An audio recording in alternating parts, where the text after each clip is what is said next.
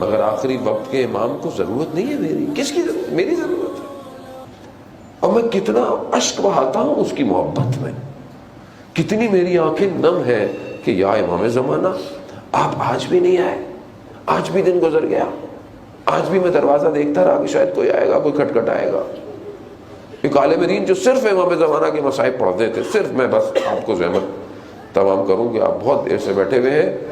عزیزان محترم, بہرحال زندگی یہی ہے, نہیں پتا کل کون ہے, کل نہیں ہے, کسی کو کیا پتا کل زندگی ہے. وہ کہتے تھے کہ میں ہر وقت امام کے مصائب پڑھتا تھا. ایک دفعہ میں مجلس پڑھا تو وہ کہہ رہے تھے کہ وہاں پہ لوگ 40-45 سال کے بیٹھے ہوئے تھے. میں نے انہیں کہا کہ ہم نے اپنی زندگی میں, مخاطب جو بھی تھے ان کو آڈینس, ان کو کہا کہ اگر تم نے گھر میں مرغیاں پالی ہوئی ہوں اور تم اپنے صحن میں جاؤ اور وہاں پہ مرغیاں نہ ہوں, یعنی پیٹس آپ نے پالے, وہ پیٹ نہیں ہے, کوئی بھی نہیں ہے, کیا کرو گے؟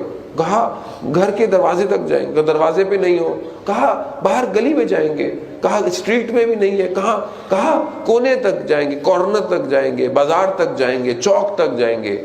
کہا مرغیوں کی قیمت کتنی ہے, ان کی ویلیو کتنی ہے؟ کہا کچھ نہیں. کہا اس کے لیے تم اتنی محنت کرو گے, 1100 سال سے ایک شخص تمہارے گھر نہیں آیا, تمہیں اتنی محنت بھی نہیں کی. یا صاحب الزمان, یعنی اسی سے پتہ چلتا ہے نا کہ یعنی میں کتنی شدت رکھتا ہوں. شدت ہے میرے اندر, نہیں ہے میرے اندر, شدت نہیں پائی جاتی امام کے لیے. ظالم محترم, میں آپ کو کیا بولوں, میں خود میں کتنا اس کو یاد کرتا ہوں, کتنی میری زندگی اس کے لیے. دیکھیں اصل وارث کربلا کا وہی ہے. اصل اس کائنات میں جو فل ان دا بلینک ہے وہ امام زمانہ ہے, اس کو پر کرنا ہے ہم نے. جب تک میں اپنی زندگی میں ظہور نہیں کروں گا, امام ظہور نہیں کریں گے. خدا کے لیے یہاں سے جائیں, اگر کچھ یاد نہ ہو تو اپنے وقت امام کو یاد کریں. ہفتے میں ایک دن, 1 گھنٹے, 5 منٹ, 1 منٹ تو اپنے وقت کے امام کو دیں کم از کم. پتہ تو چلے کہ آپ ایک امام کے ماننے والے ہیں, ورنہ بالکل ویسے ہی ہوگا جیسے کربلا میں میرا امام اکیلا رہ گیا اور کوئی امام کا ساتھ دینے والا نہیں تھا. عزیزان محترم, یہی مصائب ہے, سب سے بڑا مصیبت یہی ہے کہ امام ہمارے درمیان میں نہیں ہے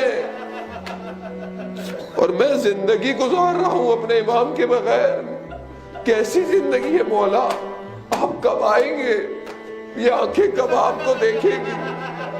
آپ نے مجھے کربلا بلایا, میں نے روزوں کو دیکھا, مجھے نجف بلایا, مجھے کاظمین بلایا, میں سامرا گیا, میں نے سرداب دیکھا, مگر آپ کو نہیں دیکھ رہا. مولا میں کب آپ کو دیکھوں گا؟ میں یہاں آتا اس لیے ہوں کہ آپ کی یاد تازہ ہو. شاید آپ آ جائیں, شاید آپ سوچیں, شاید آپ مجھے انتخاب کر لیں کہ ہاں یہی میرا سپاہی ہے, یہی میرا ماننے والا ہے. عزیزان محترم, امام حسین کو یہی تو غم تھا کہ کوئی نہیں غربت میں امام کی مدد کرنے والا.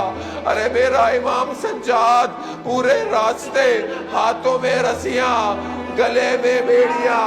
عجیب حالت تھی کہ ایک مقام پر میرا امام اس حالت میں آیا, کوئی شخص جاننے والا نظر آیا تو میرے مولا نے اس سے کہا کہ تیرے پاس رومال ہے؟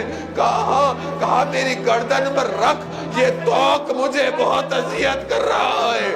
آزاداران محترم, میرے امام یہی تو کہتا ہے نا, وقت کا امام زیارت نائیہ میں یہی تو فرماتے ہیں کہ ارے کچھ ہاتھ ایسے تھے کہ جن کو گلوں کے ساتھ باندھا گیا تھا. دھوپ کی شدت ایسی تھی کہ چہرے بالکل ہڈیوں پہ لٹک گئے تھے. آزاداران محترم, یہی تو مصیبت ہے کہ اس مصیبت کو میں سنتا ہوں, میں دیکھتا ہوں, مگر میں اپنے وقت کے امام کے لیے تیار نہیں ہو رہا. یہ آنسو اس لیے ہے میرے گناہوں کو دھو لے. اجرکم اللہ. بس ایک آخری زحمت ہے, آپ نے مصائب پڑھے, میں بس آپ کے لیے ایک مصیبت پڑھوں گا, التماس دعا. ایک عالم دین کہتے ہیں میں نے دیکھا کہ ایک شخص تھا یا نجف میں یا کربلا میں, جب بھی زری پہ جاتا تھا تو ایک دعا کرتا تھا.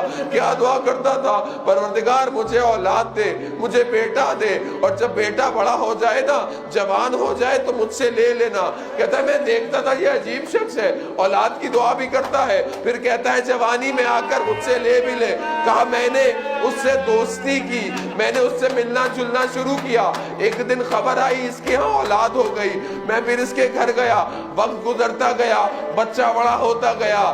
وہ ایک دن آیا کہ میں بازار میں تھا, مجھے آواز آئی کہ اس کا بیٹا مر گیا ہے. میں دوڑتا ہوا گیا کہ دیکھوں کہ یہ مانگتا کیا تھا.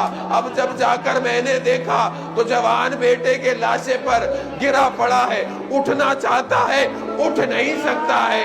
میں نے پوچھا کہ تو کیوں دعا مانگتا تھا؟ کہا میں یہ دیکھنا چاہتا تھا حسین کس طرح علی اکبر کے لاشے پر آ کر جب گرا اٹھ نہیں پایا. اے بنی ہاشم کے جوانوں, آؤ علی اکبر کے لاشے کو اٹھاؤ. ارباب مقاتل لکھتے بس آپ نے گریہ کیا, گریہ قبول ہو گیا. اللہ اکبر, آئے علی اکبر, آئے علی اکبر. بس ایک بول سنیے گا, ارباب مقاتل لکھتے ہیں سبت جعفر نے بھی پڑھا کہ جب علی اکبر گرے ہیں تو اپنے آپ کو گھوڑے پر گرایا. گھوڑے نے ادھر کا رخ نہیں کیا, دشمن کا رخ کیا. اب جس کے ہاتھ میں تلوار تھی, جس کے ہاتھ میں نیزے تھے, ارباب مقاتل کہتے ہیں تلواروں سے ٹکڑے ٹکڑے